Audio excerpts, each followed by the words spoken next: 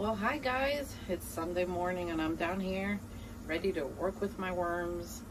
Man, I've had a rough week of so much work, but I don't do that much work all the time at my job, so once in a while it's okay and I make it work.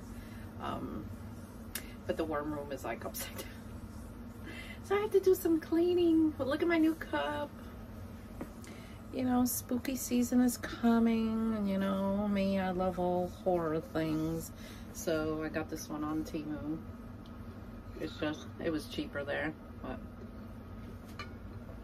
so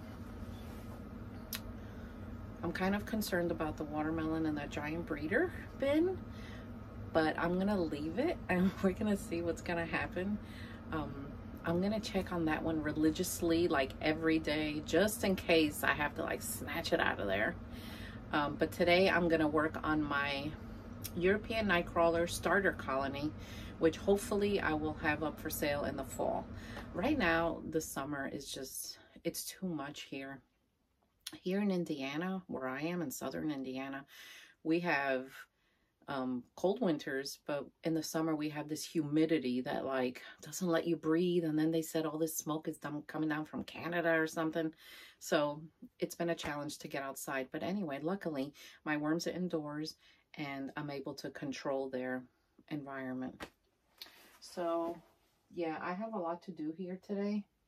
Today's gonna be sandwich day, like we're gonna eat sandwiches because I can't cook today and do all this. So but I cooked all week, so it'll be okay. So I'm trying to drink more water. I gave up soda, and I'm trying to lose some weight because, you know, I just want to feel healthier and have more energy, especially since I've been playing VR. I didn't come out last the other day. I actually beat somebody, so I'm like, yeah. So anyway, let's go check on them, and I'll bring you with me for some of this today. So this is the bin where I gave them the watermelon.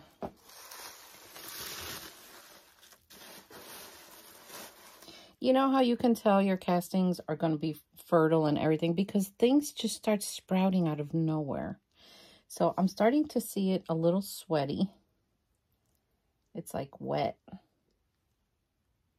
I hear a very moist sound, but I know they have not broken into this yet. But I'm starting to see them at the bottom. They're getting interested. So we're going to leave them. And these are not the bins that I'm doing today, the red color. Today I am working on the blue. But you know me, before I start doing any worming in here, I have to tidy up my area because it's just out of control. I told you we had to move these supplies in here for now because we're painting the house. But like, look at the rest. So I need to get this all cleaned up before I can even think of doing anything in here.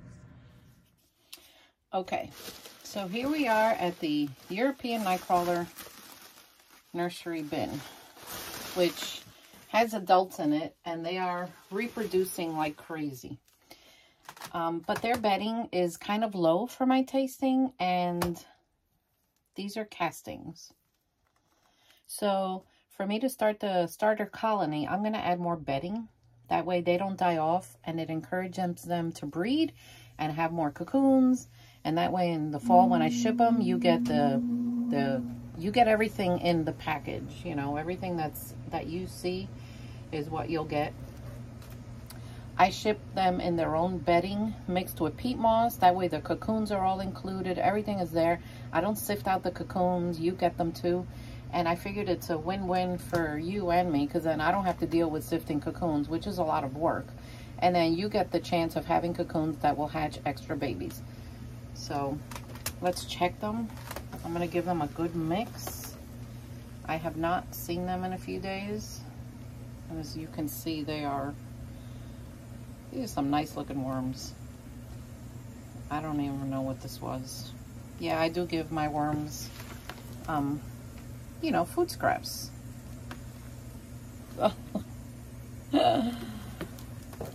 And yeah, European Nightcrawlers are corner hangouters. They like to hang out in the corners of the bins. So if I got anyone new watching me, let me know down below, because I like to subscribe to new channels and support new channels, and you know, just to help you out, because I figured if you're nice enough to watch me, you know, I watch all worm videos too. So this is a corn that was in the corner, and they obviously had a field day with it. Oh my gosh. I love them. And I know I'm not the only person in the world that gets excited when they see something like this, because this means I'm doing it right. Because they're reproducing. Look at all those youngsters. Oh, I love them. Oh my gosh, I don't even know what this was. I think it was the corn husk. So we're just getting some air in there. When you see your bedding turn to castings like this and it starts to get compacted, you need to fluff it and get air in there, because it'll go anaerobic on you, which means that it'll rot in not such a good way. And you don't need that. I remember I had this tissue in here. I just toss it in the corner because they're going to take care of it. This is where the other corn was. Man. Oh my gosh. This starter colony is going to be like amazing. There's a cocoon. Oh, I lost it. I've been wanting to find one. You know, I need to bring up my pair of reading glasses. I need to have a pair down here in the worm room because I can't see them. I know they're here because obviously there's a million babies. Sometimes European nightcrawler cocoons are a little bigger than the red wigglers. I've seen red wiggler cocoons that are tiny. And then I've seen some that are a little bigger. All right, so I'm gonna spread this out. I'm gonna give them back their corn because obviously they're enjoying it. I'll just put it over here. Let me get some paper for them. So I add shredded paper from my shredder. I start mixing it in, and then I determine whether I'm gonna wet it or not, because the bedding is very wet. And you know, worm composting is a great way to get rid of this stuff so it's not going to the landfill. I mean, think about it. From this to this is incredible. If you really think of the entire process, it's like, oh my gosh, wow. Nature will do the trick. Now, some people I've seen do starter colonies, they'll put the bedding, fresh bedding on one side, but I like to incorporate it in the whole thing. The only time I will ever put fresh bedding on one side of a bin is if I'm doing a sideways migration. But since this is going to be a starter colony, and they're like all over the place. Look at that, it's a party. This is some old construction paper I had that I wasn't going to use, so just, you know, shred that up too. And no, the colors don't hurt anything. I've been doing this 21 years. Sometimes, guys, you can't overthink this and listen to everything you read on the internet, because a lot of it is not true. Learn from people like myself and other experienced worm farmers out there on YouTube, that I see quite a few that are amazing worm farmers.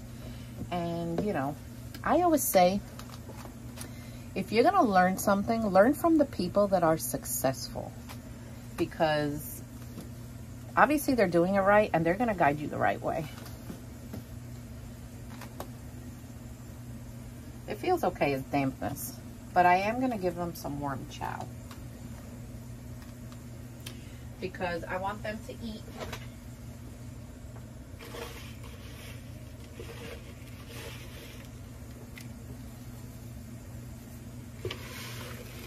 So my autumn worm chow is coming back in the autumn, and with every package I always send the sample out sample size little pack, but you can order the larger quantities on my website.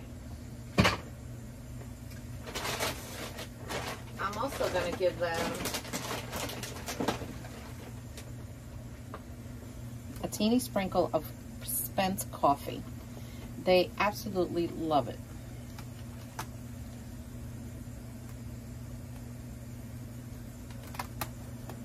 There. Now you watch in a few days, maybe not by tomorrow, but by the next day, they're going to start diving in here and just crawling everywhere. And then reproducing, continue to reproduce. And then in the fall, this will go up for sale. I also keep an eye on it just to make sure the moisture stays okay, because these worms are here in my boiler room, and I'm always concerned with the moisture, the dryness. So, and I also keep the light on in here after I do this, because as you can see over here, I have a traveler, and when they get upset, they seem to want to go. But I leave the light on while I work in there just until they calm down, and then I'll cover them or shut the light off, or, you know, I don't shut the light off in this room, but I do in my other room, and they're fine. But just because I upset them, we're going to leave this like this a little bit. So I'm going to give them back their plastic, but the light will remain on. And then I'll peek at them every few minutes while I'm working, so that we make sure we don't have any travelers. So here I have 3 breeder tubs that I'm going to peek at, and as you can see, they love the newspaper. Red Wiggler. So I'm just going to remove this and just put it over here. I'm going to check on them, even though they don't like this. Sometimes I just feel I need to check and make sure everything is okay, and they'll forgive me. Oh, there's a little baby. So these bins get harvested every 21 days. And you see there's no bad odor. And that's how I know that things are balanced in here. Every 21 days they get harvested for cocoons. And, you know, I see babies too sometimes. Sometimes they hatch sooner than others. Like, you never really know. They're supposed to hatch at 21 days, but, you know, Mother Nature doesn't have a time clock, so they'll hatch when they hatch. And you can't control that. See, this one is wetter, and there's still no odor. Okay, we're doing good. I tell you though, they are loving this bedding. They're not loving the fluffing, but this is ready. So I'm gonna push it all this way. And I have 6 of these tubs that I do every Sunday, so I do 3 at a time. And I just cleared the table here to make it easier. And I just give them a chance. I'm right under the light, so I give them a chance to go down. Sometimes castings, guys, you know when they're done, because you'll go like this, you'll fluff it, and they'll just feel soft. Kind of like a cotton ball. I can't explain it.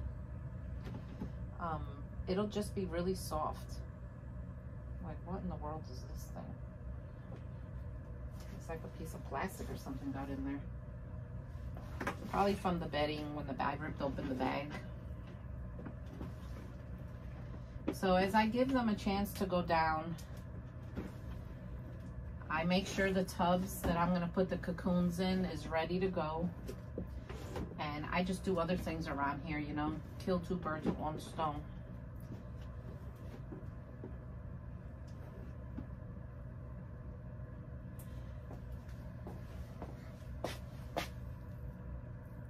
There we go. So obviously, if you guys have any questions, just pop them below. I do my best to answer everything, and I do my best to see all the comments. Every once in a blue moon, a comment will fly by me. It's just the way the system is set up. I don't know.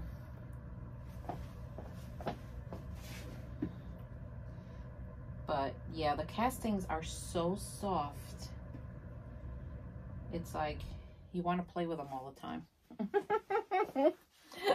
Yeah, play with worm poop. So guys, I hope you learned something and, you know, implement a lot of these practices into your own worm farming, and just getting ready in here for the fall, even though it is almost the end of July. So for me, shipping worms is easier in the fall and winter.